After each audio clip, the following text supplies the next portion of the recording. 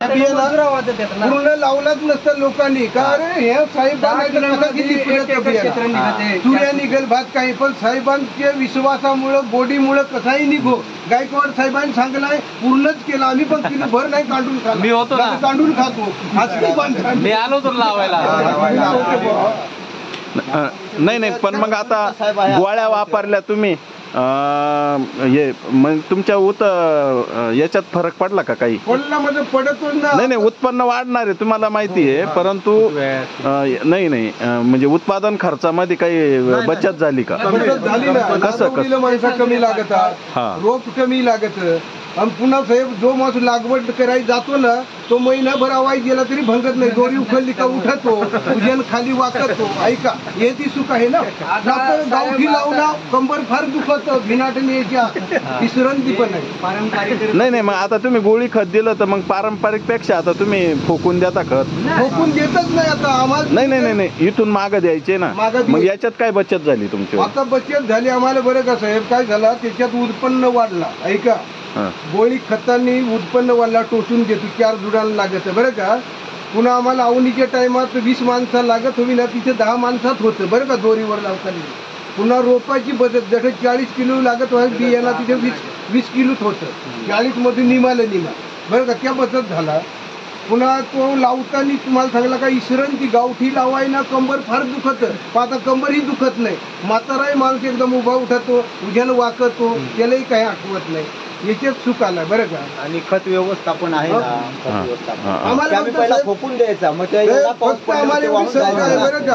आणि आता काय आहे त्याचं व्यवस्थापन होतं ना, आम्ही जागेवर पोचून देतो. म्हणजे ते मग ते कमी लागतं का? म्हणजे आता म्हणजे पैशाच्या याच्यात विचारतो मी तुम्हाला, का पहिले तुम्हाला समजा 4000 लागत होते ना, आता गोळी खताला म्हणजे याच्यात काही बचत झाली का? सगळ्यात येते. म्हणजे जी आहे ना, 4 सूत्रीची भाताची जे 15 बाय 25चा जो आहे, 15 बाय 15चा हे 4 सूत्रातील जे हे आहे, त्या गुळा तिथे खत व्यवस्थापन जे आपण गोळी खत घालतो, तिथे ते जवळजवळ 90 ते 100% सांगितलं तरी ते खत वाया जात नाही. आणि त्याच्यात जे आम्ही पहिलं जे फोकून टाकायचं खत, ते आम्ही एका म्हणजे 3-3 वेळा टाकायचो. रिझल्ट चांगला येत नव्हता. आता टाकलं 8 दिवस, कलर चांगला आला. परत तिच्यात कुठेतरी एखादं कोपरेल लागलं, कुठेतरी एखादा चांगला तसंच राहिलं. परत 8 दिवसांनी परत जायचं, परत त्याच्यावर टाकायचं. प्लॉट सारखा येत नव्हता. कुठे लहान मोठे, कुठे चांगला कलर, आपण म्हणतो ना पहिला डोस, दुसरा डोस. आणि हा आता मात्र पूर्ण ही सारखा येतो. उत्पन्न आणि कोपऱ्यात सारखा येतो. उत्पन्न पण आम्हाला आणि एकदा टाकायचं. शेवटची केसपर्यंत स्वतःचं काय एवढा मात्र फरक. खत पण निश्चित आम्हाला म्हणजे बचत झाली. फक्त साहेब आम्हाला आता एक शंका आहे. बरं का, जेव्हा आता तुम्ही जोपर्यंत बरं का आपले जे हे देतात ना कृषीवाले तुम्ही उपलब्ध करून, तेव्हा खत चांगलं राहतं. पण जर आता माझ्यावाले खासगी गोण आणत होतो तर मग त्यांना विरियेचा पॉवर जास्त राहतो अशी आम्हाला शंका आहे. तर जर तुम्ही आम्हाला मशनरी दिला ना, तर आम्हीच बनवू. आज चर्चा झाली, मागणी केली आपण मशनरीची मागणी केली. पुढच्या वर्षी मशनरी, पुढच्या वर्षापर्यंत सीझनच्या आतमध्ये मशीन येईल. आणि शेतकरी अजूनही इच्छुक आहेत. नाही, तुमचा गट इंटरेस्टेड आहे ना. तुमच्या गटाला जर आम्ही मशीन दिलं तर प्रमाण जास्त घेतलेलं आहे ना. नाही, प्रायव्हेटला घेणारे कोणी युरियाचं प्रमाण जास्त टाकत नाही. साहेब आम्हाला शंका वाटली ना, वाढूनच आली भाता. फुटवा मागील वर्षी कमजोर झाला, तर यंदाचा काही नाही सांगता येत सध्या. मागील वर्षी आम्ही जेव्हा खाजगी वालीकडून आणला ना, तर उंची वाढली भाताची.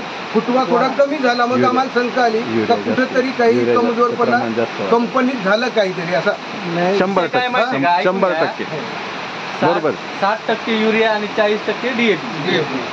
युरिया स्वस्त आहे, DAP महाग आहे. ते काय करतात, DAP कमी टाकतात, युरिया जास्त.